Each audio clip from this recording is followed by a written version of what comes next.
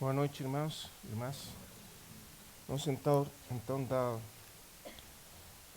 encerrar, na verdade, esses dias com o que o irmão já nos explicou, o irmão Thomas, sobre o último relacionamento da Trindade Divina com a casa de Deus, que é a relação do Espírito Santo com a casa de Deus. Nós já vimos, como o nosso querido irmão resumiu muito bem, a relação do Pai com a casa, a relação do Filho com a casa. E hoje vamos ver qual que é a relação do Espírito Santo especificamente, do Espírito Santo com a casa de Deus. Gostaria que lêssemos um texto para começar. Está na Epístola aos Efésios, capítulo 2. Vamos ler desde o versículo 19 até o 22. Efésios 2, 19 até o 22.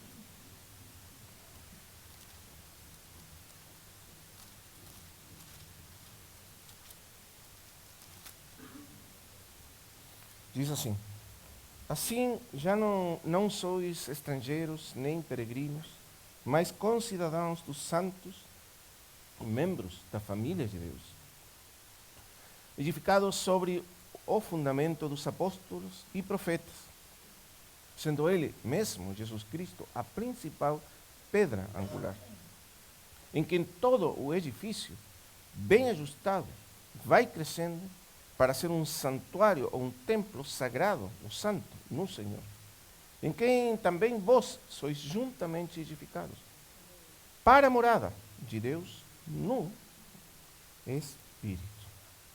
Amém. Então, como os irmãos lembram, o Pai, a casa do Pai são seus filhos, onde Ele, o que Ele escolheu desde a eternidade, e onde Ele, então, aos quais Ele fez seus filhos através do seu Filho. Então essa é a sua casa, a sua família. Por isso aqui o primeiro que se menciona é que nós somos membros da família de Deus. Logo também o Filho, na casa, nós falamos ontem, é o primogênito entre muitos irmãos que estão sendo conformados na sua imagem. Ele também é o fundamento da casa, que aqui é mencionado claramente, a pedra angular, o fundamento sobre o qual se constrói a casa de Deus. Ele claramente também é o sumo sacerdote, que é o mediador na casa de Deus, entre Deus e os filhos de Deus e os homens. E aqui nós temos a última menção.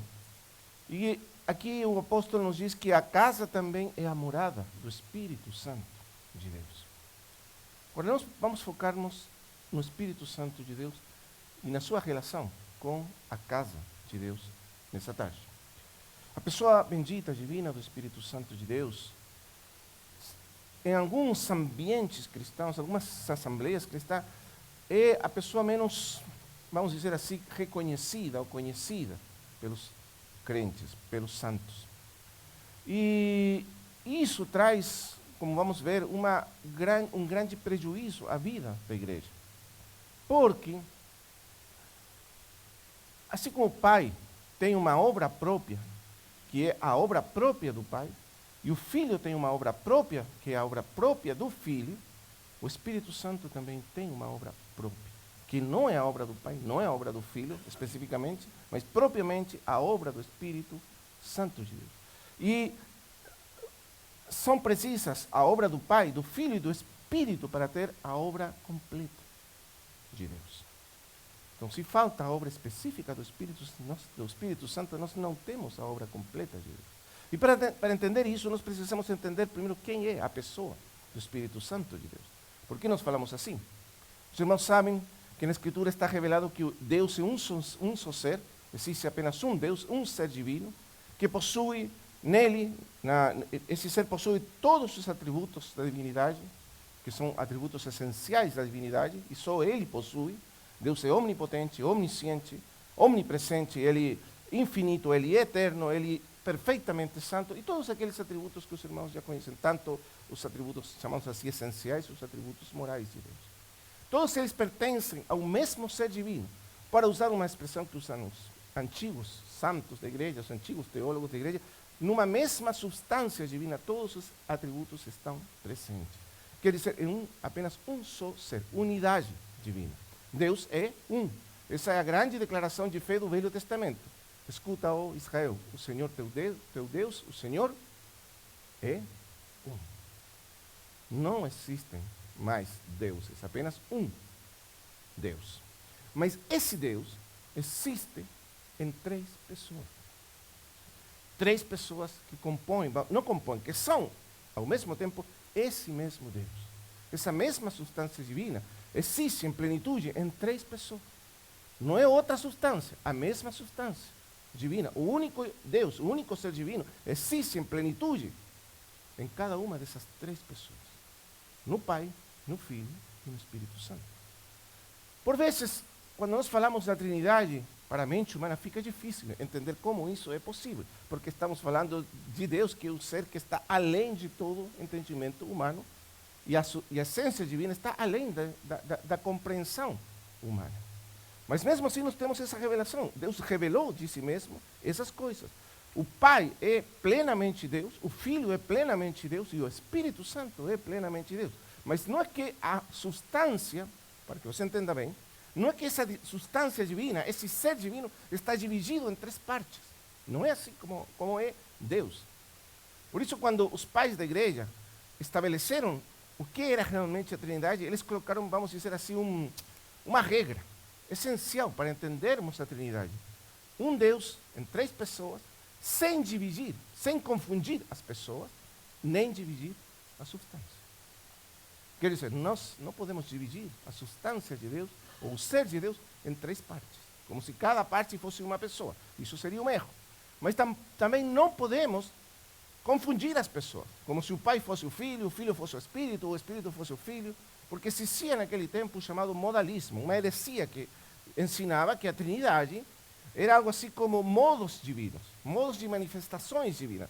O mesmo Deus, num momento era o Pai, no outro momento era o Filho, e no outro momento era o Espírito Santo. Mas isso é um momento. As três pessoas divinas são eternas e essenciais no ser divino. E, portanto, existem eternamente. Cada uma delas. Sendo cada uma delas plenamente e totalmente essa substância divina. Esse ser divino. E isso quer dizer que cada uma delas é por direito próprio. É importante entender isso. Cada uma delas é por direito próprio Deus. No sentido próprio e absoluto.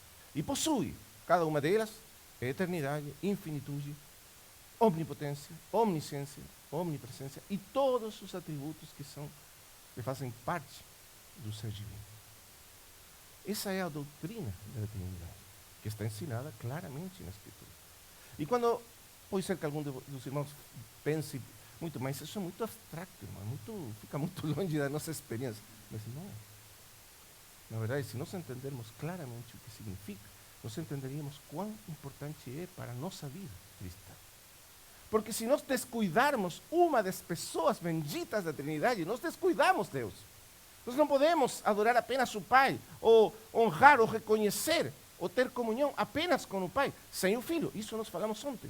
Os irmãos escutaram muito isso da Escritura. Que nós não podemos conhecer o Pai, nem ter comunhão com o Pai, sem o Filho. E rejeitar o Filho, ou desconhecer o Filho, é desconhecer o Pai. O mesmo é verdadeiro a respeito do Espírito Santo de Deus. Nós não podemos ter comunhão real com o Pai e com o Filho, nem ter conhecimento qualquer do Pai e do Filho, sem o Espírito Santo de Deus. Nós não podemos receber os benefícios da obra do Filho sem o Espírito Santo. Nós não podemos receber a eleição e o amor do Pai sem o Filho, sem o Espírito Santo de Deus. Porque Ele é a pessoa específica da Trindade, num sentido próprio, o que podemos chamar da economia da Trindade, na administração da Trindade a respeito da sua criação. Ele é aquele que faz, vamos dizer assim, o relacionamento, a experiência direta entre Deus e a sua criação.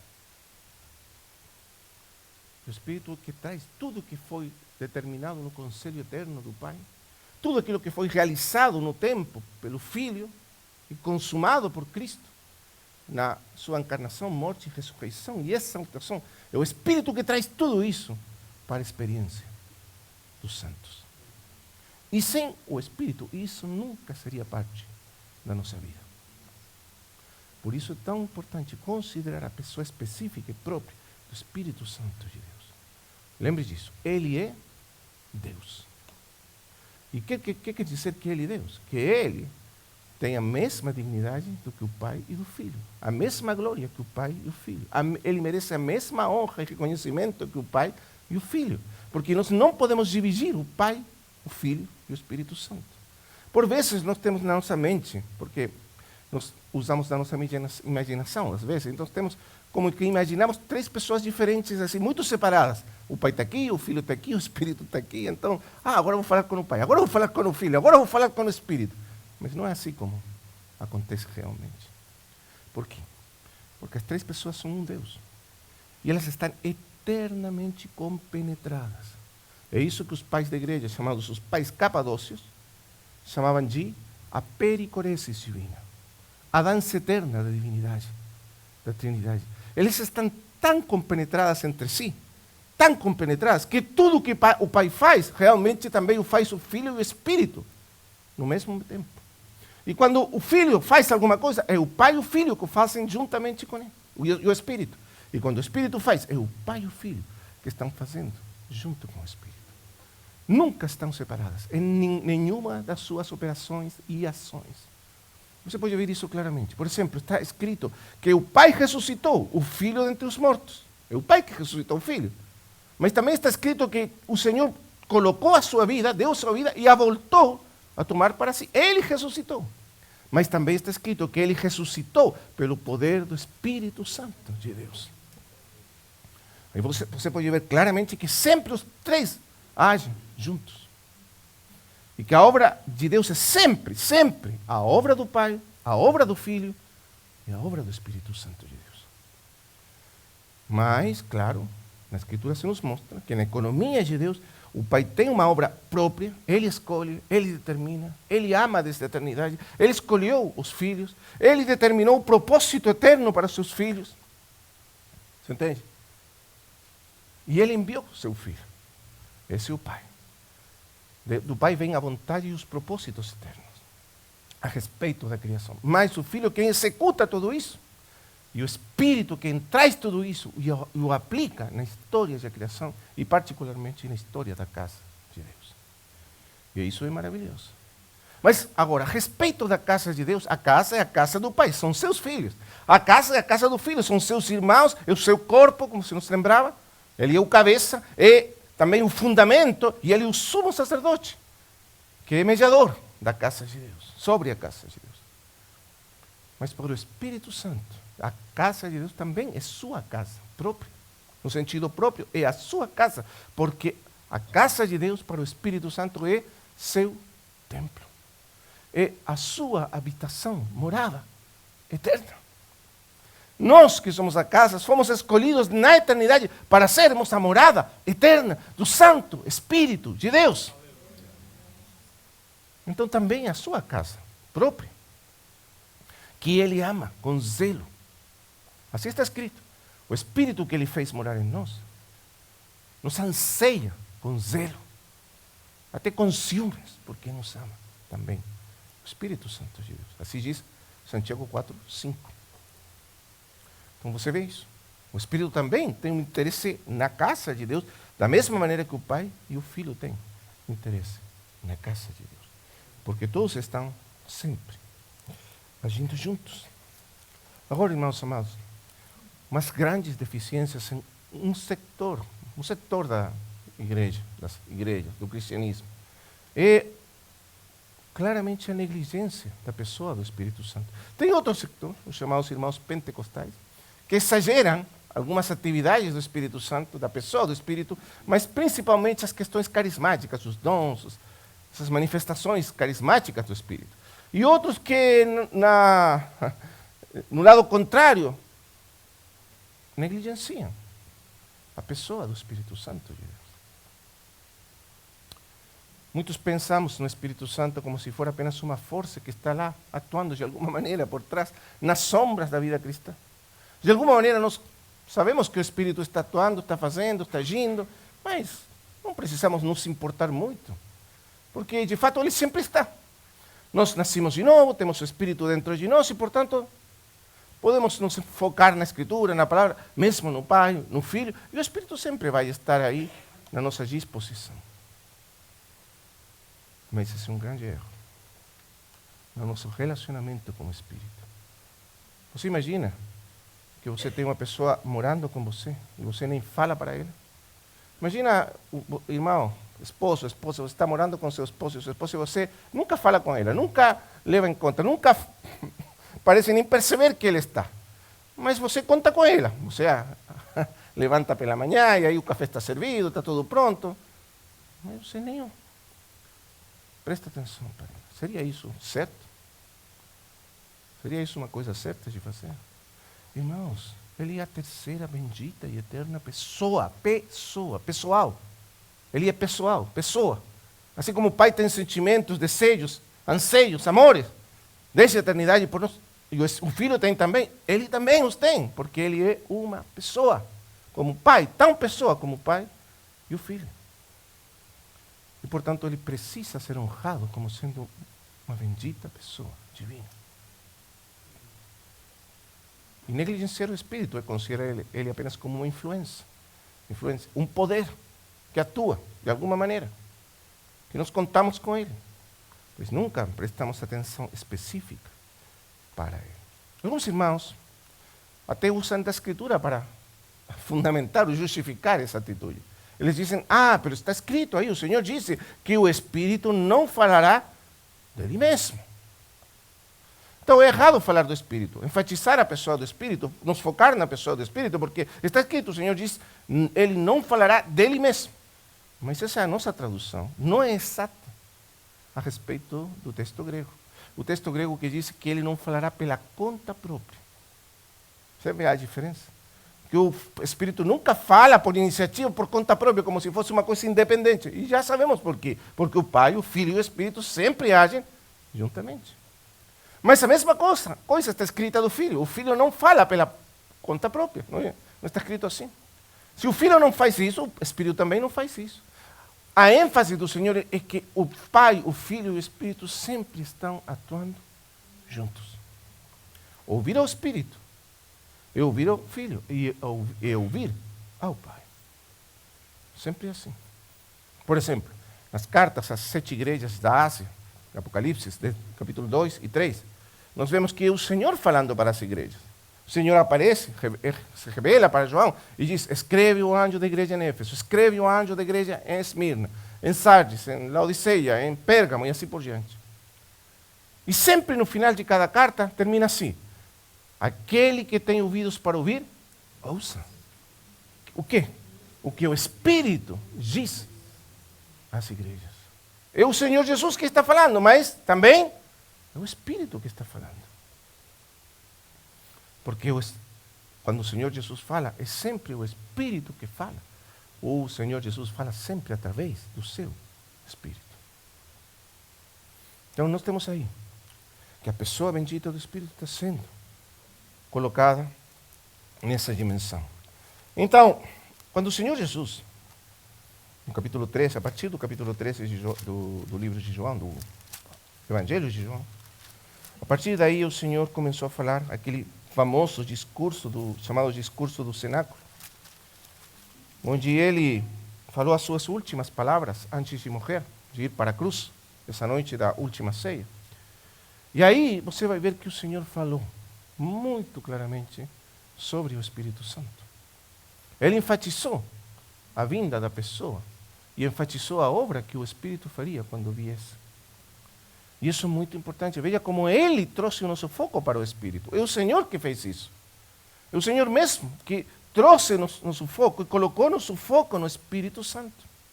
E isso concorda com o que os outros evangelhos falam. Lembra que quando o Senhor ressuscitou, Lucas enfatiza muito isso. Ele disse para os seus discípulos, ficai aqui em Jerusalém. Até quando? Até que sejais investidos de poder do alto. Porque o Espírito Santo vai vir. Então, é muito claro que no final da sua vida, antes da sua ressurreição e depois da sua ressurreição, o Senhor Jesus Cristo enfatizou a pessoa e colocou o foco dos seus discípulos na pessoa, na vinda da pessoa do Espírito Santo de Deus. Então você pode ver aí, por exemplo, vamos ler alguns versículos. Capítulo 14, versículo 15, a primeira menção nesse discurso. Se me amais, guardai meus mandamentos, e eu rogarei ao Pai, e vos darei outro Consolador, para que esteja convosco para sempre. Para que esteja convosco para sempre. E a expressão, ou a palavra que é aí traduzida como Consolador no grego é Paracletos. E significa aquele que vem ajudar, a sustentar, a defender, a proteger, a encorajar. Aquele que se coloca do lado do outro para fazer todas essas coisas. E observe com atenção a expressão que o Senhor Jesus usa. Outro. Por que outro? Porque eles já tinham um Consolador. Quem era esse? O mesmo, o próprio Senhor Jesus. Mas ele fala agora de outro. Outro no sentido de outro igual do que eu. Outro. Da mesma qualidade do que eu. Outro como eu. Que vai fazer por vocês o mesmo que eu faço. Mas presta atenção, falta um pouco. Mas o fará ainda melhor do que eu.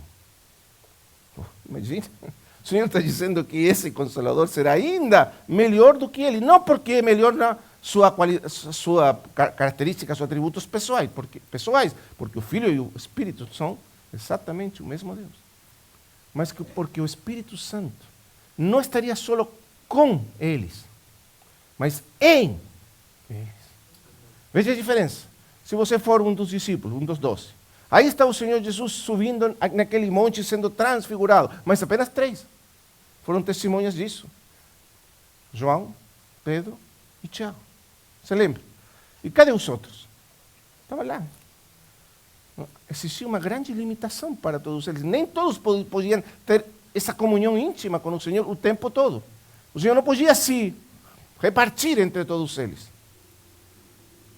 Limitação física. Mas quando vier o Espírito Santo, Ele estará em nós. E então todos teriam a mesma possibilidade de comunhão e intimidade direta, constante, permanente com o Espírito Santo de Deus. E por isso era muito melhor que Ele fosse para que o Espírito Santo viesse morar com eles. E essas são palavras do Senhor Jesus Cristo. Nós precisamos crer nas palavras do Senhor. Porque é isso que Ele disse para nós. Veja agora. O que Ele vem fazer? Versículo 8. 14, 8. Capítulo 16 agora. Aí está o que nós estamos falando, capítulo 16, versículo 7. Mas eu vos digo a verdade. Convém a vos que eu vá. Porque se eu não for, o Consolador não virá a vós, mas se eu for, vou-lo enviarei. Aí está. Agora, o que ele vem fazer? Versículo 8. E quando ele vier, convencerá o mundo do pecado, da justiça e do juízo. Ele vem convencer o mundo. É a obra própria do Espírito Santo trazer convicção, arrependimento e conversão ao coração dos homens. Vamos ver isso um pouco mais para frente, mas fica com isto. Nunca o homem poderia ser salvo sem a operação do Espírito Santo no coração. Isso não é possível. É Ele o único que tem o poder de convertir o coração dos homens para Deus. Porque nós somos totalmente depravados. Talvez os irmãos já ouviram falar da doutrina da depravação total do homem. Uma doutrina fundamental dos reformadores, da reforma protestante. O que quer dizer depravação total do homem? Não significa que nós somos tão depravados que somos incapazes de fazer qualquer coisa boa. Não é esse o significado. Claro que um homem caído, pecador, ainda é capaz de fazer muitas coisas boas. Não é isso. Depravação total significa que o pecado entrou de tal maneira no coração humano, contaminou de tal maneira a natureza humana, que nós, por nós mesmos, nunca nos voltaríamos para Deus. Nunca desejaríamos voltar o nosso coração para Deus. Nós somos pecadores e fugimos de Deus. Odiamos Deus na nossa natureza. Rejeitamos Deus na nossa natureza. Somos filhos de ira. E nunca voltaríamos para Deus se não for porque o Espírito Santo traz arrependimento e fé e conversão ao coração. Por nós mesmos, nunca, nunca iríamos para Deus. Por isso que a ênfase da Escritura não é que nós buscamos Deus, é que Ele nos buscou primeiro. E isso é a obra do Espírito Santo. Então é isso que Ele faz no mundo, convence, traz convicção, entendimento, arrependimento e salvação para o coração humano. Ele também, diz o Senhor Jesus Cristo, nos conduz a toda a verdade, porque Ele é o Espírito da verdade. O que significa que Ele é o Espírito da verdade? Não é apenas que Ele é o Espírito que nos traz a verdade num sentido cognitivo, meramente ou somente mental, cognitivo, intelectual. Claro que sim também, porque a verdade tem um aspecto cognitivo, mental, intelectual. Mas verdade significa que Ele é o Espírito que nos traz a realidade das coisas divinas. Ele nos comunica a realidade, a experiência das coisas divinas. Ele faz realidade tudo o que está no Pai e no Filho, na nossa experiência. Espírito da realidade. E só o Espírito Santo pode fazer isso nas nossas vidas. Portanto, Ele é o Espírito da realidade. E o terceiro, diz o Senhor, Ele dá testemunho do Senhor Jesus Cristo. Ele vem para dar testemunho. No livro de João é muito importante isso. O Senhor diz para os discípulos, vocês, os 12, os 11 nesse caso, que ficaram, os 11 apóstolos, vocês são as minhas testemunhas, e quando venha o Espírito Santo, vos dareis testemunha, mas Ele dará testemunho junto com vós.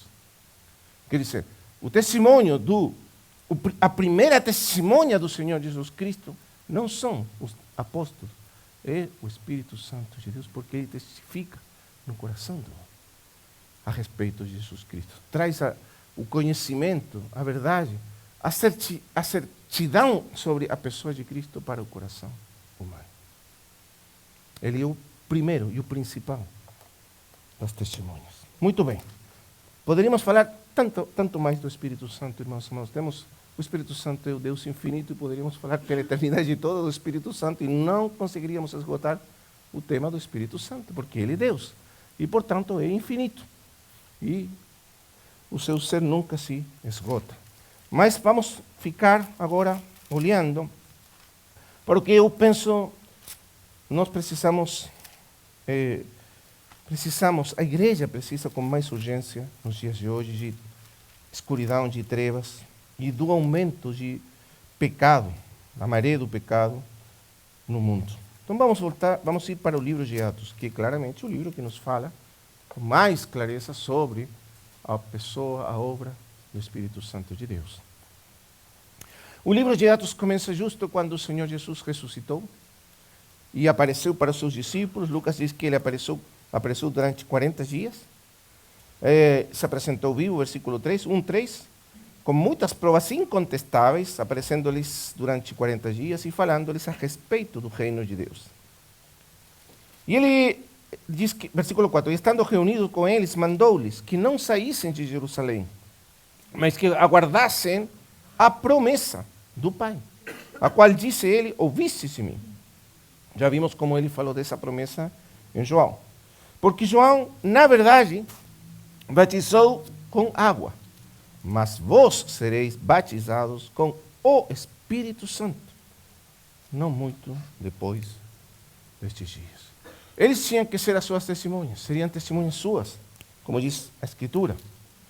Em Jerusalém, Samaria, Judeia, Samaria e até as regiões mais distantes da terra. Mas isso só aconteceria, como ele diz no versículo 8, mas recebereis poder quando descer sobre vós o Espírito Santo. Portanto, aqui novamente o mesmo que está escrito aí em João. Eles seriam capacitados para ser testemunhas de Cristo pelo poder do Espírito Santo. Porque, irmãos amados, você poderia ser a mais fiel das testemunhas, contar histórias de Cristo para o mundo inteiro, mas ninguém seria salvo se não for pelo testemunho do Espírito Santo. É Ele quem testifica junto conosco e coloca esse testemunho, a verdade, no coração e destrói as trevas do coração humano e traz o testemunho de Jesus Cristo. Se nós não temos esse poder que dá o Espírito para sermos testemunhas e testificar de Cristo, nunca nada vai acontecer. Por isso o Senhor falou, é necessário que vocês fiquem aqui ainda. em Jerusalém. Fiquem, esperem. Vocês precisam. Não é uma possibilidade, não é um acréscimo, é uma necessidade vital. Se vocês não são batizados, capacitados, investidos de poder pelo Espírito, vocês não podem ser as minhas testemunhas no mundo. É isso que o Senhor está dizendo para eles. Portanto, fiquem aqui. Mandou para eles. Fiquem, esperem. E será em poucos dias mais. E o Senhor foi levado lá para o céu, na vista deles. Voltaram para Jerusalém, entraram naquele aposento alto e 120 irmãos estavam aí perseverando em oração, esperando pelo Espírito Santo de Deus. Deus desceu lá no Sinaí. A glória de Deus desceu lá no Sinaí e fez uma aliança com Israel. Deus desceu ainda mais, muito mais quando o Filho se encarnou. A segunda descida de Deus na história do mundo. Mas a terceira e a última, ele desceu naquele dia, em Pentecostes, na bendita pessoa do Espírito Santo de Deus. 3 vezes desceu Deus para o mundo. Uma vez lá no Sinaí, o Pai. Outra vez lá, na encarnação, no ventre de Maria, o Filho. A terceira vez, lá nos dias de Pentecostes, em Jerusalém, o Espírito Santo de Deus. E nesse dia começou a era do Espírito, a era do reinado supremo de Cristo sobre todas as coisas. Agora, vamos ver isso. Mas eles ficaram aí em Jerusalém, esperando a descida do Espírito Santo. Agora, eu quero lembrar 2 cenas do Velho Testamento para nós entendermos o que vai acontecer nesse momento. 2 cenas. Capítulo 40 de Êxodo. Você não precisa ir lá porque depois pode conferir. No último parágrafo desse capítulo. Quando Moisés acabou de construir o tabernáculo, quer dizer, o templo, aquele tabernáculo, a casa, a morada de Deus com os homens, o tabernáculo do testemunho, como é chamado. Quando acabou de construir, colocou todas as partes do tabernáculo e colocou os móveis e as peças dentro do tabernáculo e colocou a arca da aliança no lugar santíssimo e foi terminada a obra do tabernáculo. O que aconteceu? Lembra? A nuvem de Deus, a nuvem da glória veio e pousou sobre o tabernáculo. E a glória de Deus encheu o tabernáculo. A presença real de Deus, a presença viva de Deus encheu a casa. Primeira referência. Segunda, Salomão terminou de construir o seu templo, também casa de Deus. E quando ele terminou, fez uma dedicação, uma longa oração, dedicando o templo a Deus. Aí ele se prostrou diante do templo, orou pelo templo, todos os filhos de Israel ouvindo essa oração, o rei orando pela casa, dedicando a casa de Deus. E quando ele terminou de orar, estava aí o holocausto, ainda não tinha sido oferecido, mas estava aí, os animais estavam aí partidos e colocados sobre o altar. E o fogo de Deus desceu do céu e consumiu o holocausto. E que mais? E a glória de Deus encheu a casa. Essa era uma glória visível, palpável, perceptível. Não era apenas uma ideia, um conceito, mas era uma realidade que eles podiam sentir. E era tão intensa essa realidade que os sacerdotes nem podiam entrar no templo. E lá no tabernáculo também a mesma coisa, os sacerdotes não podiam entrar no templo porque a glória de Deus enchia o templo. Essas 2 referências nos falam do propósito de Deus de encher a sua casa com a sua presença e morar na sua casa. Essa é a referência do Velho Testamento. Mas essa casa era um tipo, uma tipologia, era uma sombra da realidade. Mas aqui nós temos a verdadeira casa de Deus. A casa que não é física, é espiritual.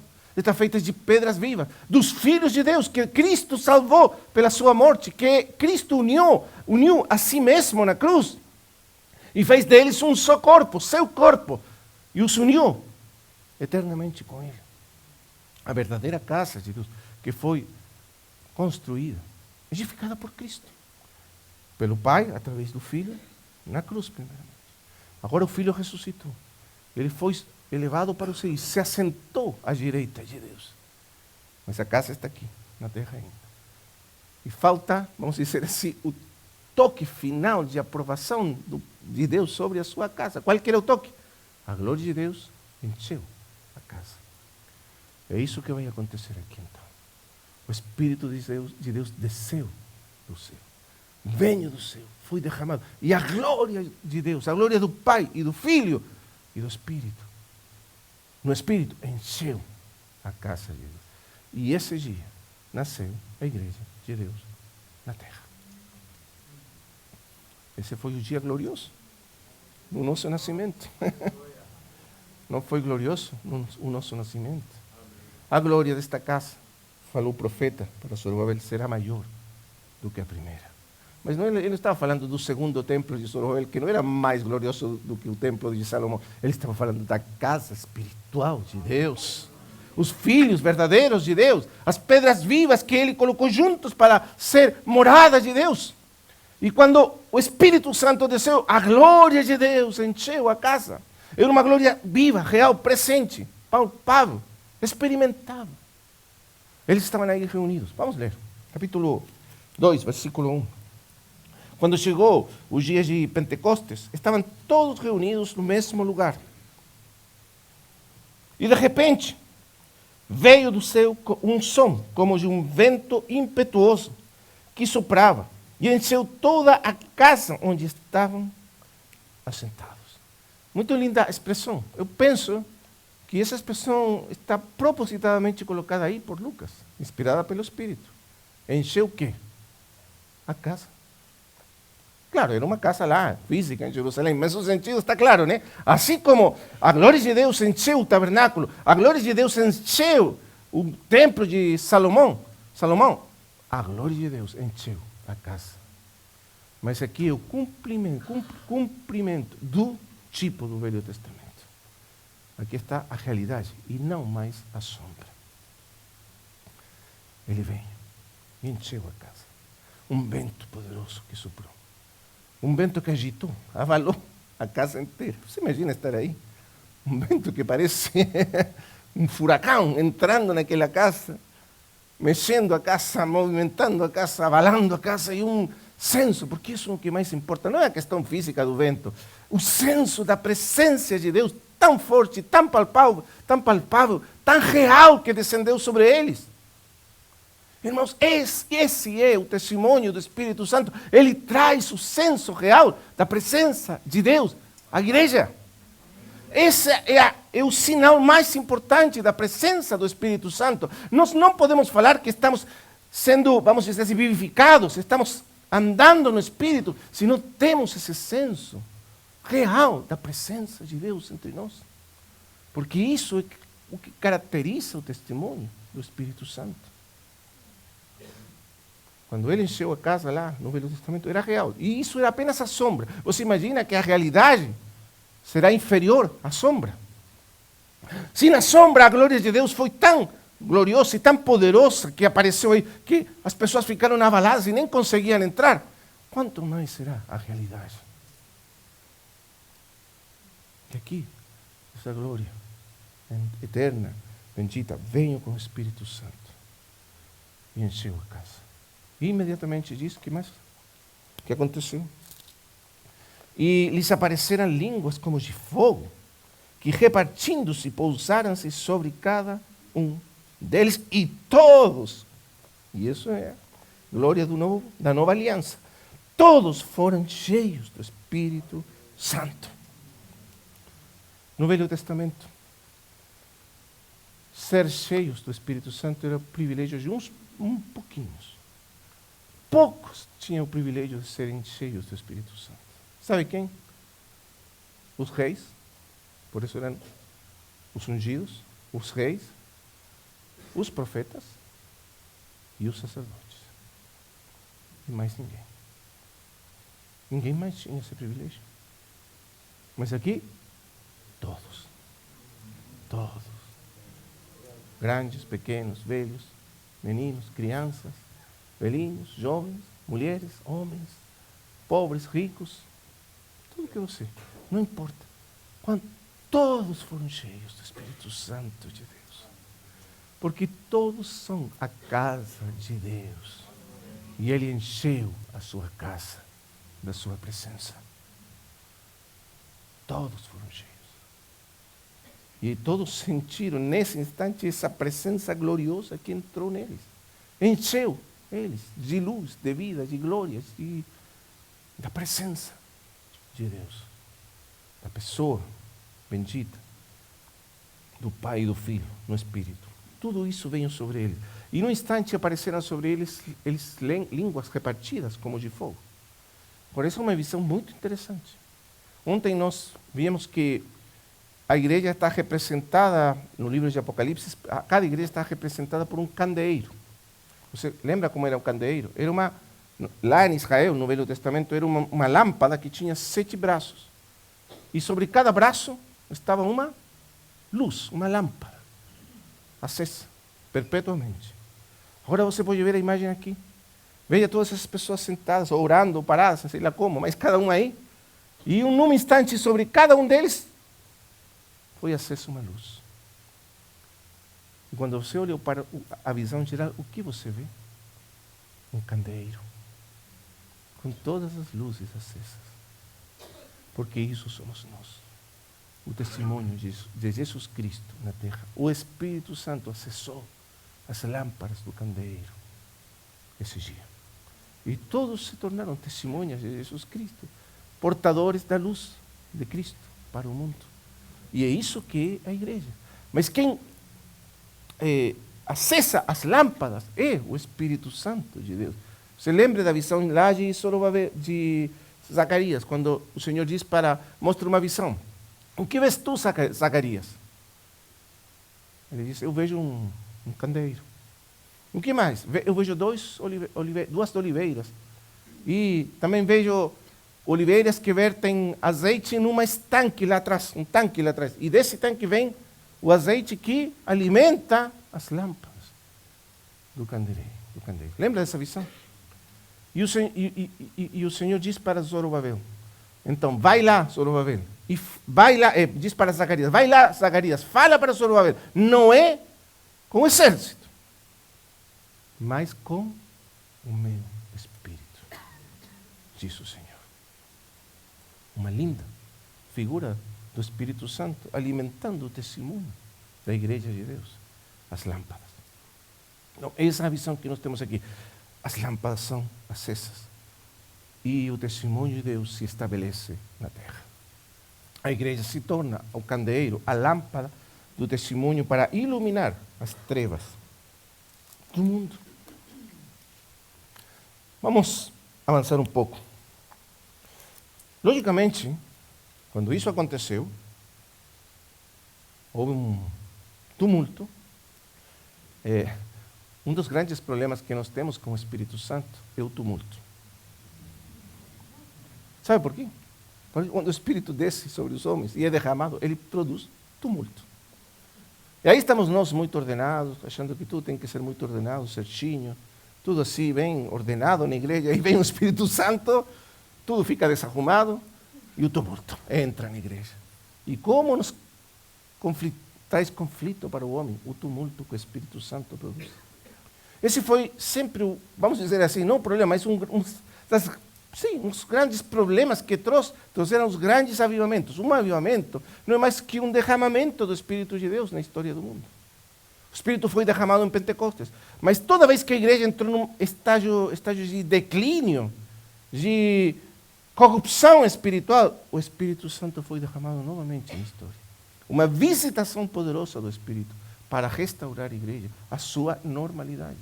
Quando nós olhamos para a igreja lá em Jerusalém, no livro de Atos, daí para frente, os primeiros capítulos, até o final do livro, o que nós vemos? Vemos a igreja normal. O irmão Weshmani gostava de falar assim, a igreja normal, porque nós somos anormais. É nós que somos anormais, não é que lá temos a igreja excepcional e nós somos normais, não. Nós somos anormais e essa é a igreja normal. E irmão, mas essas não são palavras de Weshmani, na verdade, quem primeiro usou dessas palavras foi Jonathan Edwards, o grande pregador do Senhor, o servo de Deus, lá no século XVIII, no primeiro grande despertamento espiritual, lá nos Estados Unidos. Ele disse, o Espírito Santo, o que é um avivamento? Ele diz assim, o avivamento é um derramamento poderoso do Espírito Santo para trazer a igreja de volta à normalidade.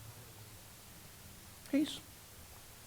Porque a normalidade da igreja é o que nós vemos no livro de Atos. Isso deveria ser a experiência da igreja constantemente na terra.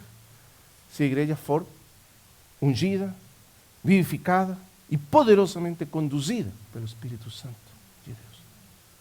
Se nós não temos a experiência que lemos no livro de Atos, somos nós os que somos anormais. E precisamos voltar lá. E precisamos que o Espírito Santo novamente nos visite e nos leve para essa experiência que está aqui claramente definida. O Espírito Santo veio esse dia, desceu sobre eles.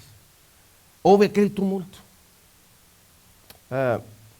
Eu acho que lá em São Lourenço eu contei esta história, mas acho muito interessante. Alguns irmãos ouviram falar do irmão Andrew Murray, ou como queira que é pronunciar aqui, Andrew Murray. Ouviram falar de um grande servo de Deus.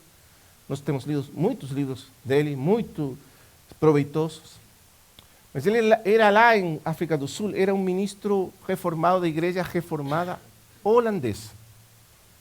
Então você imagina, a igreja reformada holandesa é uma coisa muito ordenada, muito séria, muito rigorosa, tudo assim, bem assim, limitado, tudo que tinha que acontecer, a ordem da reunião, tudo bem assim, arrumadinho. Esse era o jeito deles. Um dia ele estava lá, e lá estava acontecendo uma reunião de jovens, mas ele não estava presente na reunião, estavam outros irmãos aí presentes, e ele estava lá no seu escritório estudando a palavra, e vem um irmão correndo para ele. Ele era o pastor, pastor, o que foi? Olha lá, está acontecendo um tumulto. Olha, lá na reunião de jovens, é uma situação horrível, os jovens estão totalmente desordenados. Vou lá. E ele foi lá. E o que tinha acontecido? Uma irmã jovem, de 18 anos, começou a orar. E logo começou a orar mais alto, e logo começou a gritar, falando, glória a Deus, e é o Senhor, e sei lá. E outro jovem começou a chorar. Outro caiu no chão chorando, pedindo perdão pelos seus pecados, com convicção de pecado. E começou a haver um tumulto, um desordem. E acho que isso era muito errado. Falou ele, isso não é a casa de Deus. Na casa de Deus, há ordem. Pronto, começou a tentar calar os jovens, e os jovens ninguém conseguia calar eles. Aí ele ficou muito bravo. E saiu, ele conta, é uma história que ele conta. Saiu, parou lá na porta, olhando para isso, e agora o que eu vou fazer? Isso está muito errado. Como paro isso? Não consigo parar. Aí começou a orar. E o Senhor falou para ele, por que você está apagando meu espírito? Ele sentiu uma humilhação tão grande no coração. E caiu de joelhos. E se arrependeu. E esse dia, um grande avivamento despertou nessa igreja. Esse é o Espírito bendito de Deus. Aí está você tentando de converter os jovens, fazendo de tudo. Alguns crentes até arrumam qualquer coisa para manter entretenidos os jovens, para que eles não vão embora no mundo, tá? Não é? Aí você faz uma coisa, faz outra, faz isso, faz aquilo, e parece que nada acontece. Mas um dia, o bendito Espírito visita aos jovens. Você não faz nada, é Ele. E Ele traz arrependimento, convicção, salvação. Eles caíram arrependidos, ajoelhados, sentindo a contrição, constrangidos pelos seus pecados, mas ao mesmo tempo vendo a salvação e o amor de Deus para com eles. Essa é a obra do bendito Espírito Santo. Eu me pergunto, quanto do que nós fazemos com tanto esforço e com tão pouco resultado seria diferente se nós fôssemos visitados pelo bendito Espírito Santo de Deus? Quanto mudaria? Quanto? É isso que está acontecendo aqui. Veja o cenário. Aquele tumulto. As pessoas correram. O que está acontecendo? Olha, essas pessoas estão doidas. Umas estão gritando, outras estão pulando, outras estão gritando das grandezas, das maravilhas de Deus. E aí começaram a falar entre eles. Alguns disseram, eles estão bêbados. Esse é o ponto. Não dá para pensar outra coisa. Aí, então, Pedro se pôs de pé e falou, não, parei. eles não estão bêbados. Porque são as 9 da manhã. Como poderiam estar bêbados? Não. O que aconteceu? E veja comigo como responde Pedro. O que realmente aconteceu é o versículo 16. Mas isto é o que foi dito pelo profeta Joel. E acontecerá nos últimos dias, disse Deus, que derramarei de meu espírito sobre toda a carne.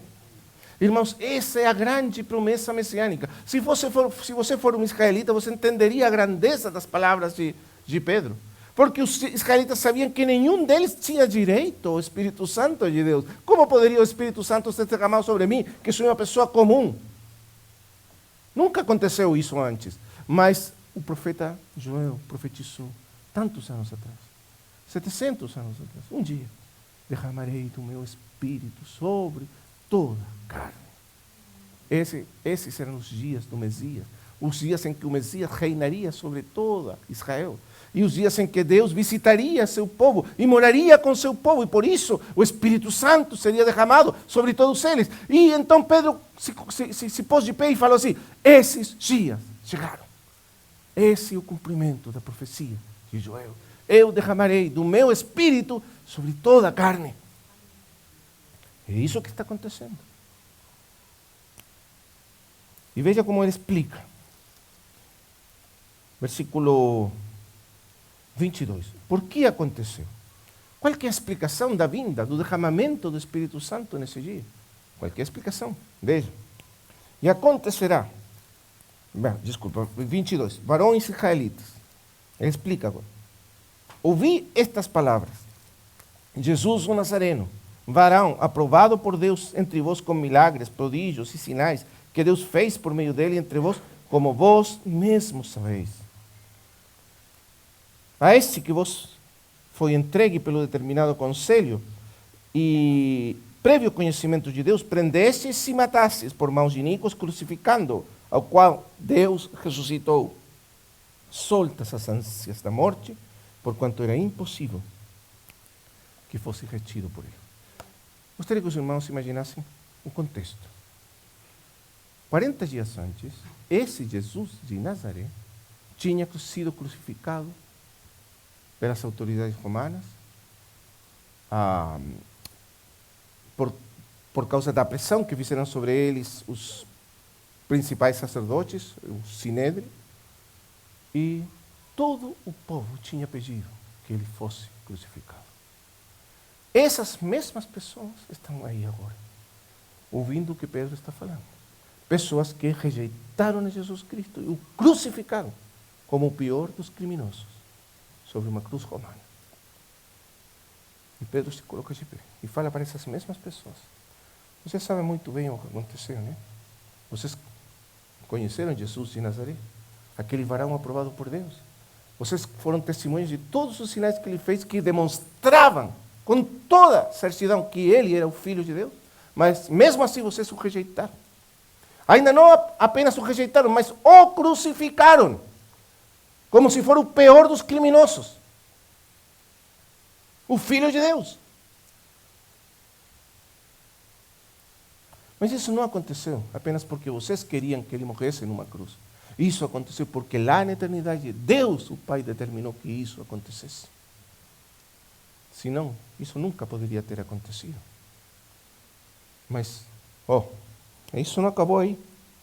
Porque ele diz, versículo 24, ao qual, mas a ele, faz 37 dias atrás, o Pai, Deus, o ressuscitou dentre os mortos. Esse é o testemunho de Deus. O Pai o ressuscitou dentre os mortos e ele está vivo. E nós vimos e somos testemunhas de ele ressuscitar dentre os mortos. Esse é o testemunho dos apóstolos, a ressurreição do Filho de Deus. Isso significa que Deus mesmo deu a sua aprovação à vida de Jesus Cristo e a sua morte na cruz. Por isso ele foi ressuscitado.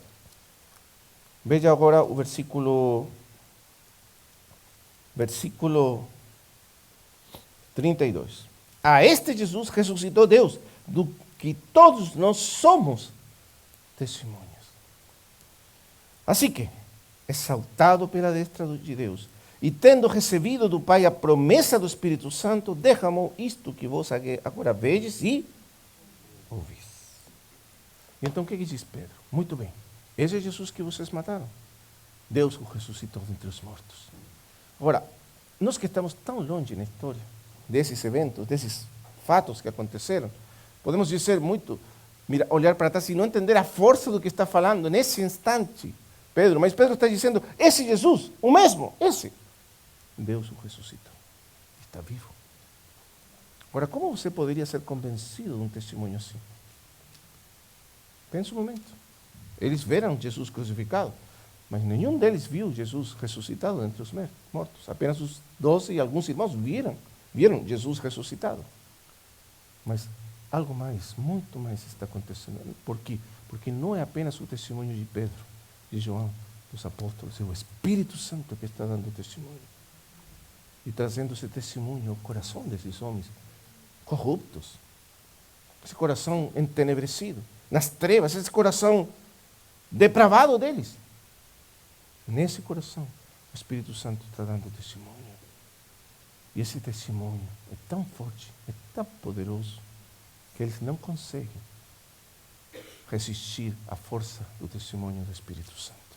O coração deles começa a sentir-se constrangido. Eles começam a ver o horror do seu pecado. O que eles fizeram? Mataram o Filho de Deus.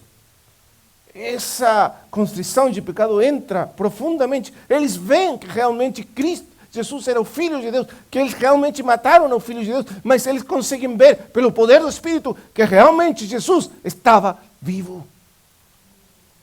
É isso que traz o Espírito Santo. Irmão amado, por que você crê em Jesus Cristo? Será por acaso que você se convenceu intelectualmente de que Ele é o Filho de Deus e tudo mais? Todos os argumentos, as razões e tudo mais? Ou porque em algum momento você viu no coração que Ele está vivo? Só o Espírito Santo pode fazer isso por nós. E aí estava acontecendo, nesse mesmo instante. O Espírito Santo estava fazendo isso quando Pedro pregava. Mas ainda há mais do que isso. Veja o que diz o versículo 33. Assim que, exaltado pela destra de Deus e tendo recebido do Pai a promessa do Espírito Santo, derramou isto que vos agora vedes e... Então, qual que é a explicação do que está acontecendo? Você lembra? O Senhor Jesus estava, no último instante, estava sobre o Monte das Oliveiras e Ele foi levantado na vista deles e sumiu da vista deles. Uma nuvem ocultou Ele dos seus olhos. E nunca mais o viram nesse mundo. O que aconteceu depois? Quem sabia o que tinha acontecido com o Senhor depois disso? Ninguém sabia. Claro, o Senhor tinha falado que Ele ia voltar para a glória do Pai, mas ninguém sabia o que iria acontecer com o Senhor, o que aconteceu realmente. Mas quando o Espírito Santo veio, Ele trouxe conhecimento do que tinha acontecido. E eles então souberam o que realmente tinha acontecido. O Pai tinha exaltado o seu Filho por acima de todas as coisas e assentado o seu Filho à sua direita. E o Espírito abriu os olhos deles e eles viram que o Senhor Jesus estava exaltado no trono sobre todas as coisas, porque o Espírito, irmãos, veio para dar testemunho de Jesus Cristo. Quem fala de Cristo, quem revela Cristo, porque o deleite do Espírito, o foco do Espírito é revelar ao Senhor Jesus Cristo à igreja. Tudo que Ele fala para a igreja é Cristo. Ele que tem a falar o Espírito? Ele dá testemunho de Jesus Cristo. Testemunho da sua morte, da sua ressurreição, da sua exaltação na direita do Pai. E então é porque o Espírito veio que eles conseguiram ver que isso tinha acontecido. Para os judeus, o Espírito significava o início da era messiânica, quando o Messias reinaria sobre Israel. Mas é que tinha acontecido uma coisa muito maior. Não era apenas o governo do Senhor Jesus sobre Israel, era o governo sobre todas as coisas. E por isso Ele enviou o Espírito Santo de Deus. O Espírito é a prova de que Ele está exaltado na direita de Deus sobre todas as coisas, como Rei e Senhor. Deus o fez Senhor e Cristo. E esse é o testemunho que o Espírito traz. Por isso o Espírito Santo foi derramado. Se eu for, vou-lo enviarei. E isso que ele fez. Bendito seja o Senhor. O Espírito trouxe para nós a realidade plena da pessoa de Cristo, morta, ressuscitada e exaltada e entronizada. Ele trouxe para a igreja. E nesse instante, a igreja foi unida pelo Espírito com sua cabeça no céu, com o trono de Deus, para andar na terra nesse poder e nesse testemunho. Então, as pessoas que ouviram isso, veja o capítulo, já falamos disso, mas vamos ler, versículo 37. Ouvindo isto, compungiram-se em seu coração e perguntaram a Pedro, e agora? E aos demais apóstolos, e agora? Que faremos? Varões amados, o que faremos agora? O que nós fizemos é terrível. Nós matamos o Filho de Deus. Nós fizemos uma coisa terrível. Mas o Pedro falou, mas sabe o que? Ele morreu por vós. É por vós que ele morreu. É por ele, é por vós mesmos, vós, os pecadores que o mataram, que ele morreu. Portanto, arrependei-vos. E cada um de vós seja batizado em nome de Jesus Cristo para perdão dos pecados e recebereis o dom do Espírito Santo. E volto a enfatizar, porque para vós é a promessa, e para os vossos filhos, e para todos os que estão longe, para quantos o Senhor nosso Deus os ama. E veja então duas coisas aqui. Primeiro, a primeira promessa é a salvação, de graça para todos. Vocês creem no Senhor, vocês têm salvação, perdão dos pecados, arrependimento e serão salvos.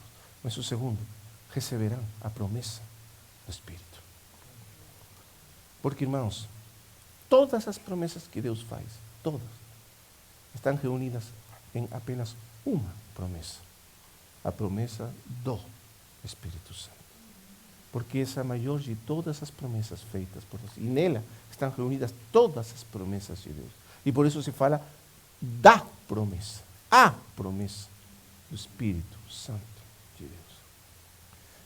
Quando o Espírito é dado, nele tudo nos é dado. Tudo. Porque a plenitude de Cristo vem para nós no Espírito. Tudo que é de Cristo nos é dado no Espírito, se torna nosso por experiência. Tudo.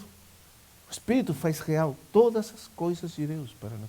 E quando o Espírito foi enviado, ele foi enviado para nos trazer a plenitude das riquezas de Cristo. E trazer a nossa experiência, essa plenitude. O Espírito que traz a realidade das coisas divinas. E apenas por meio dele nós somos participantes dessas coisas. Muito bem. Mas aí não terminou. Vamos ver algumas características, então, de uma igreja que está sendo vivificada pelo poder do Espírito Santo. Quais são essas características? Veja, essas pessoas foram batizadas, foram inseridas na igreja pelo poder do Espírito Santo, foram batizadas no corpo de Cristo pelo poder do Espírito Santo. Tudo isso acontece pelo poder do Espírito Santo. E veja agora o versículo 42. O que eles faziam? E perseveravam na doutrina dos apóstolos. A palavra perseverar aqui é muito importante. Perseverar significa constantemente, de uma maneira constante, dedicada, devotada, sem desistir, sem esmorecer, continuamente. Eles faziam estas coisas.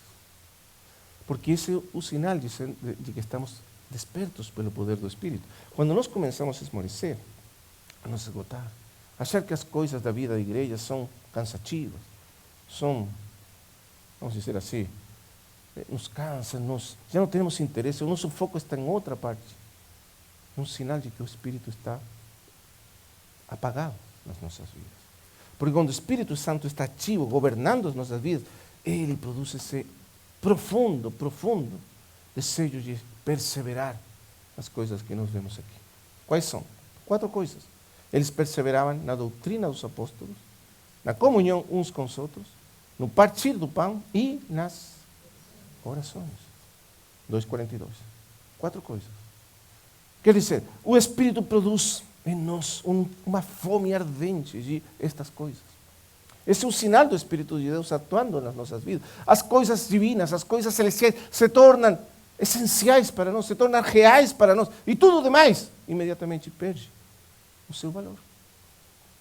Característica do Espírito Santo. Porque ele faz real o que para nós normalmente não é real. Por isso um grande servo de Deus falava assim, o que é um despertamento espiritual? O que é um avivamento? Um derramamento do Espírito Santo? Simples. Ele diz, é a intensificação das coisas de Deus na nossa experiência. O que para nós era, falamos do Evangelho, falamos do Senhor Jesus Cristo, falamos do sangue do Senhor, falamos da obra do Senhor, de tudo que Ele fez por nós, da expiação, e são coisas que nós podemos repetir, mas não tem impacto em nossa vida diária. Mas quando o Espírito Santo está ativo e presente, e nos acorda, e nos desperta, e nos vivifica, essas coisas se tornam reais, intensamente reais para nós. E isso faz o Espírito Santo. Por isso, perseverava. Fome, sede ardente pela palavra de Deus. A doutrina dos apóstolos é a palavra de Deus.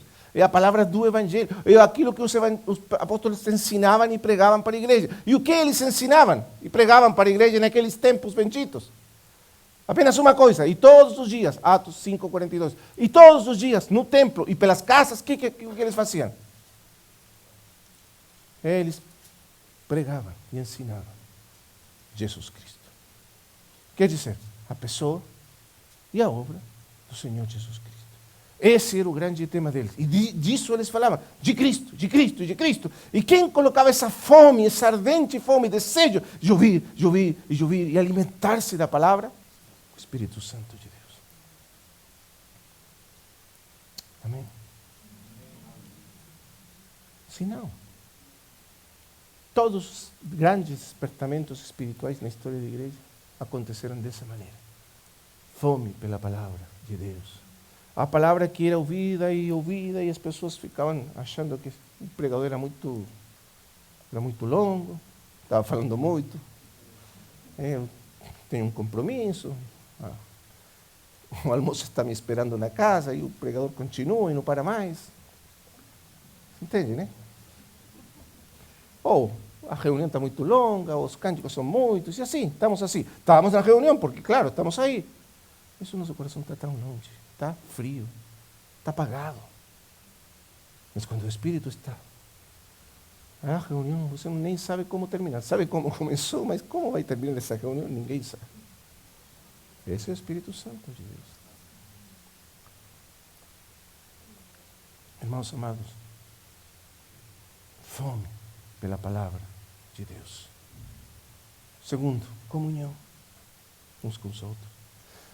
O Espírito Santo, nós falamos que cada pessoa da Trindade tem uma obra própria, que o identifica como própria.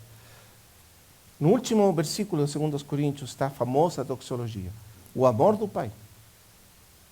O que é característico do Pai é o amor ágape. Esse é o próprio do Pai. Por isso nós falamos que o Filho vem nos revelar o amor do Pai. E no Filho o característico é a graça do Senhor Jesus Cristo. A graça quer dizer o amor que se torna dádiva imerecida, amor imerecido, compaixão imerecida, salvação imerecida, redenção imerecida. Tudo isso é a graça do Filho, Jesus Cristo.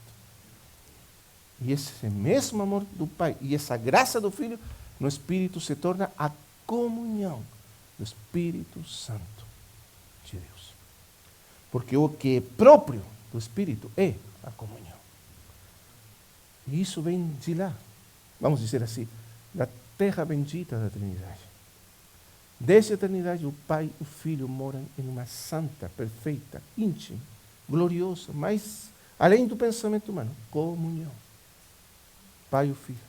O Pai e o Filho eternamente estão em intimidade, face a face, eterna comunhão.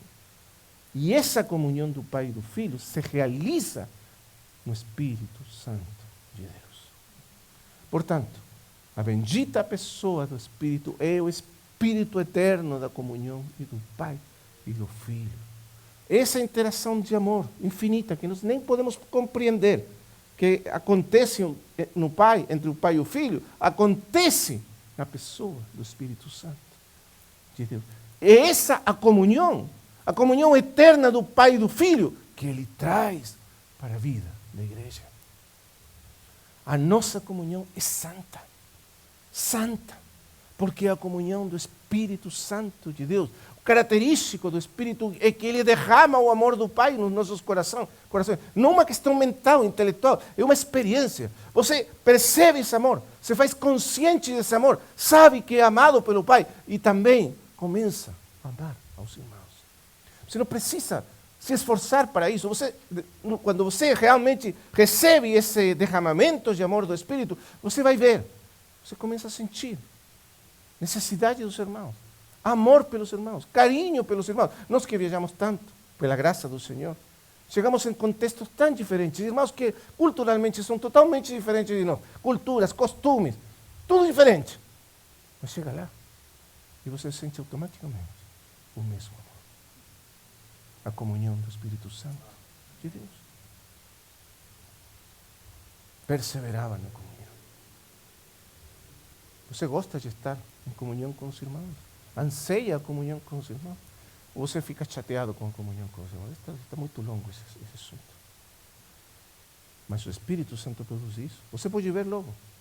Os irmãos queriam estar juntos o dia inteiro. Todos os dias estavam juntos, estavam unânimes.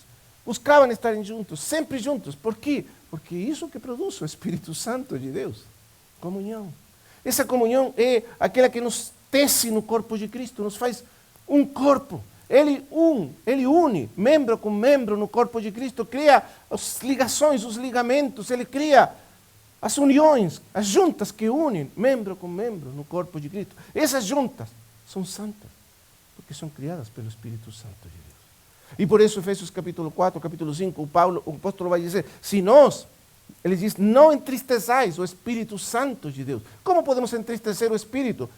Quando existem entre nós amarguras, raivas, brigas, dissensões, separações, divisões. Tudo isso traz tristeza ao Espírito Santo de Deus. Porque isso está contra a comunhão do Espírito Santo de Deus. Perseveravam na comunhão, uns com os outros. Terceiro, perseveravam no partir do pão. Hoje nós tivemos uma ceia do Senhor muito preciosa. Ouvimos a palavra de Deus. Eu não vou explicar muito mais da ceia do Senhor, mas apenas colocar um ponto a respeito do Espírito Santo na ceia do Senhor. A Escritura diz no capítulo 4 de João, quando o Senhor fala com uma mulher samaritana, ela faz uma pergunta, ela diz, me parece que você é um profeta. Então, preciso de uma resposta. Em que monte nós devemos adorar a Deus?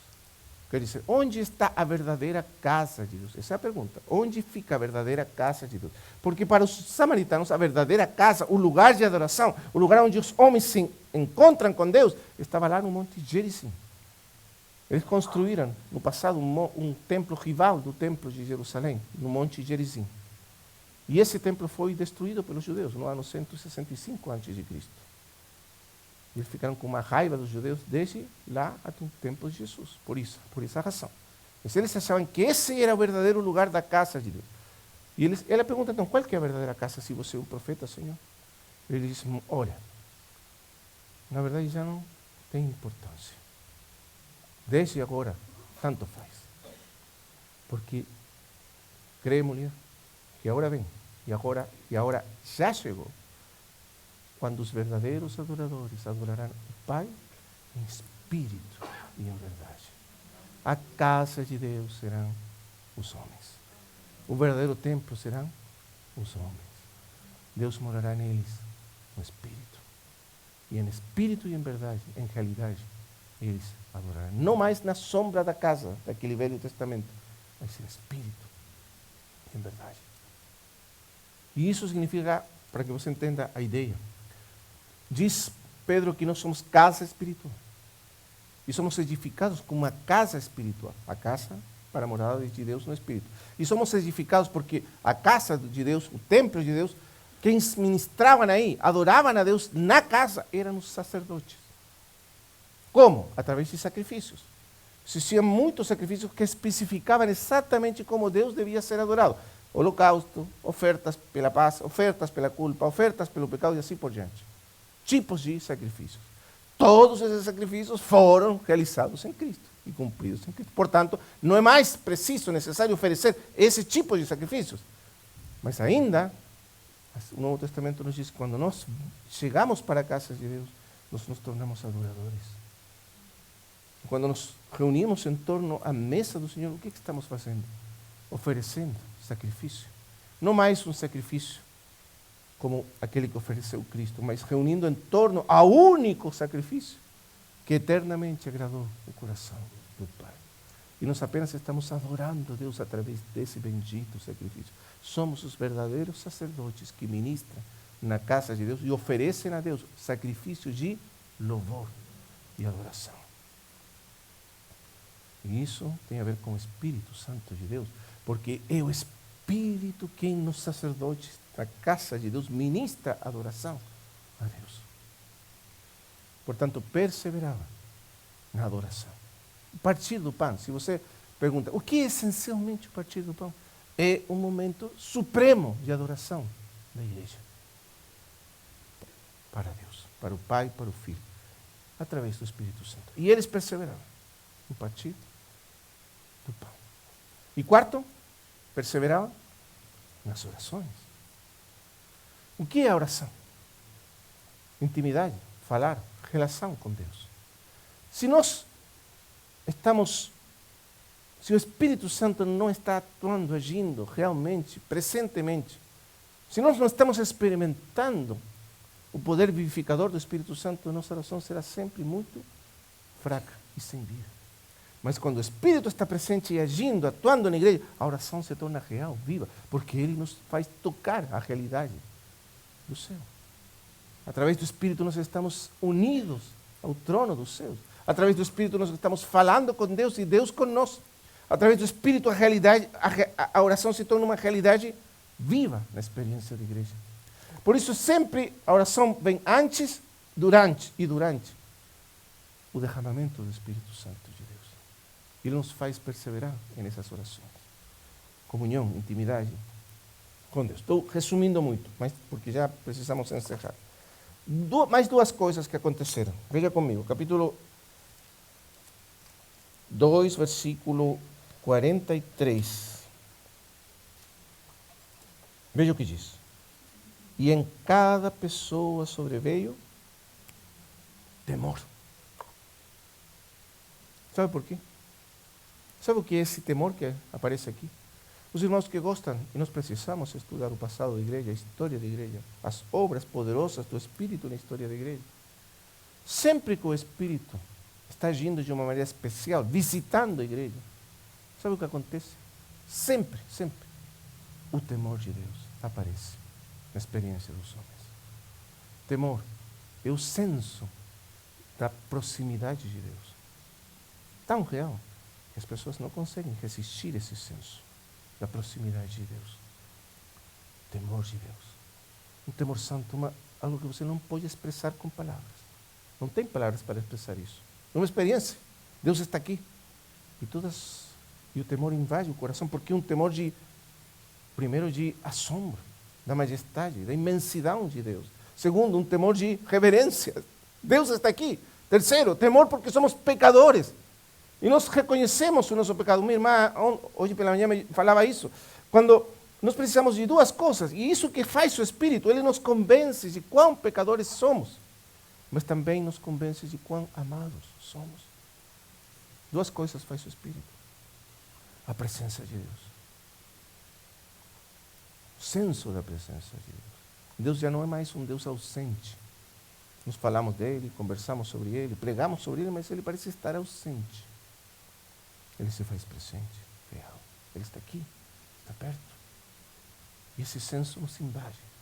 Sentimos esse senso, temor, sobreveio. E não apenas para os crentes. As pessoas do mundo também percebem isso. Eu lembro que durante segundo grande avivamento nos Estados Unidos, um irmão chamado Charles Finney foi usado pelo Senhor naquele segundo grande avivamento. E se conta que quando ele chegava, por exemplo, a pregar em algum povo por aí, ele estava pregando, e as pessoas passavam de cavalo naquele tempo, passavam 50 quilômetros do povo, e sem saber por quê, sentiam o peso da glória de Deus. Eles eram mundanos, nem sabiam o que era isso, mas o peso era tão grande que caíam no chão, chorando e orando e se arrependendo dos seus pecados. Sobreveio temor a toda pessoa. O senso da glória de Deus descia sobre essas pessoas e sentiam que Deus estava perto, aí. E isso mudava tudo. E isso, o que era a normalidade da vida da igreja. Você pode continuar lendo e vai ver isso. Quando Ananias e Safira quiseram mentir para o Senhor.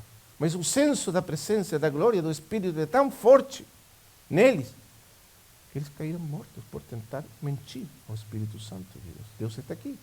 E se você está na presença direita, não é apenas imaginação, é real. Deus está conosco.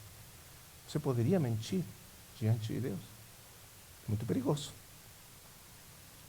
E isso que estava acontecendo, Deus estava aí. E por isso Ananias e Safira caíram mortos. George Whitefield, grande pregador do primeiro grande avivamento lá na Inglaterra e nos Estados Unidos, estava pregando o evangelho para uma multidão de pessoas. Abriu aquele texto, porque está estabelecido que os homens morram apenas uma vez e depois disso, o juízo. Lembra daquele texto de Hebreus? Ele leu aquele texto e se ouviu um grande grito lá, enorme grito. Foram ver, uma pessoa caiu morta. Tumulto, sacaram essa pessoa, tiraram fora essa pessoa. Ele leu novamente o texto, outro grande grito, outra pessoa caiu morta. Isso está acreditado, assim foi que aconteceu. Tiraram fora essa pessoa, novamente leu, outra pessoa caiu morta. Se ele continuava lendo o texto, não ficava ninguém aí. Senso real da presença de Deus. Estamos diante de um Deus verdadeiro, vivo, infinitamente santo, mas também infinitamente amoroso, que nos ama. Sobreveio o temor a toda pessoa. E milagres, maravilhas eram feitas pelos apóstolos. E, último, vou acabar por aqui, vendiam suas propriedades e seus bens e repartiam com todos segundo a necessidade de cada. Quando nós lemos essas passagens, podemos pensar duas coisas. Esses irmãos estavam tão emocionados que estavam vendendo as coisas, compartilhando. Não era emoção, irmão. Isso aqui não é emoção. Emoção não é isso. Isso aqui é a realidade do céu sobre a terra. Quando o céu desce de tal maneira que toca na terra, a realidade do céu se faz tão real na consciência dos homens, que eles percebem que esse mundo não tem valor nenhum. Sabe por que nós ficamos tão agarrados das coisas do mundo? Por que somos tão pouco generosos? Porque o mundo é aquilo que é real para nós. E as coisas celestiais não são reais para nós. Mas quando elas se tornam reais pelo Espírito, você percebe que tudo que você tem nesse mundo não é nada. Estou falando sério, não é nada no sentido que você nem deseja mais essas coisas. E por isso os irmãos repartiam. Que outra coisa você faria com essas coisas? Essas coisas não são minhas, são do Senhor. Tudo que eu tenho é do Senhor. Eles traziam e repartiam para todos os irmãos. O Espírito Santo estava entre eles. Deus estava com eles. O Seu mesmo estava atuando sobre a terra. Generosidade. Faz parte sempre das visitações do Espírito Santo. De Deus. Comiam juntos com alegria, singeleza de coração. E louvavam a Deus, tinham simpatia de todo o povo. E todos os dias, e aqui está o final, o que acontecia? O Senhor acrescentava à igreja aqueles que iam sendo salvos. Quando a igreja está encendida, acesa como uma lâmpada do testemunho de Deus pelo Espírito, irmãos, esse testemunho atrai aos homens desse mundo. Veja o que está acontecendo, vida, realidade. Deus está presente. As pessoas estão esquecendo do seu egoísmo, da sua egolatria, do seu egocentrismo, que é a norma, é a lei do mundo. Mas aqui tem pessoas que esquecem delas mesmas, que amam de verdade. Como isso não vai ser atrativo para esse mundo em trevas? Elas olhavam para isso e começavam a desejar isso, a ouvir a palavra, ouvir o Evangelho, e estavam sendo salvas. o testemunho de Deus. Não. Quem pode fazer isso por nós? O Espírito Santo. E nós que precisamos? Precisamos pedir que o Espírito Santo nos visite novamente. Nos visite novamente. Que Ele visite a sua igreja, visite a sua casa. É isso que está aí naquele salmo, Senhor. Senhor, restaura-nos. Faz resplandecer o teu rosto e nós seremos salvos. Nós precisamos que o Espírito traça arrependimento nos nossos corações, que o que nós achamos de normalidade, e não é normalidade, nós precisamos ver isso pelo Espírito Santo e sermos constrangidos pelo Espírito, para desejar uma vida mais alta. Não pensar que o que nós temos é tudo o que há. Irmãos, não temos nem um mínimo do que há ainda esperando por nós. Pensar que a nossa experiência cristã é tudo o que há. Não é tudo o que há. Existe muito mais. Vai lá, leia a vida dos grandes santos de Deus, o que eles experimentaram de Deus, as glórias que eles experimentaram de Deus. E você vai ver que existe muito mais do que nós pensamos disponível para nós em Cristo, através do poder do Espírito Santo de Deus. E é isso que Ele quer trazer para a nossa vida. Podemos nos colocar nas mãos do Espírito, honrar o Espírito Santo, reconhecer que Ele é realmente quem nos traz a vida, a força, o poder, a capacidade e tudo quanto precisamos de Cristo, as nossas vidas e a nossa experiência. Reconhecer que nós precisamos honrar a sua bendita pessoa entre nós. Que o Espírito Santo venha nos vivificar, despertar. Despertar. Alguns irmãos falam assim: irmão, meu coração está frio, o que eu vou fazer? Bom, você não vai fazer nada. Você tem que ajoelhar e pedir ao Espírito Santo vivificar seu coração. Porque Ele tem o poder de vivificar os nossos corações. É para isso que Ele vem nesse mundo. Amém?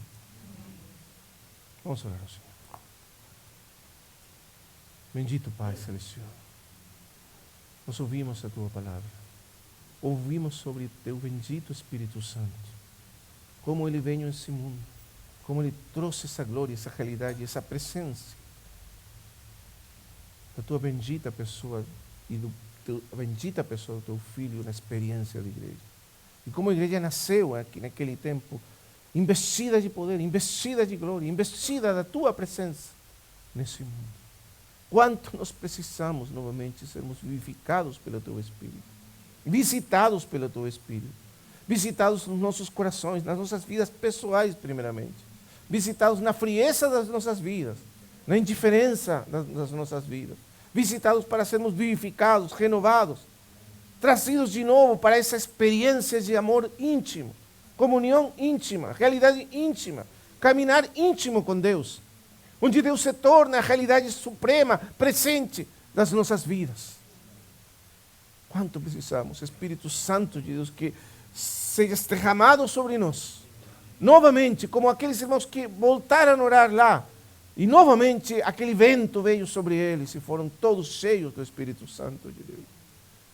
Visita a tua igreja, traz constrangimento, traz arrependimento, traz desejo pelas coisas de Deus.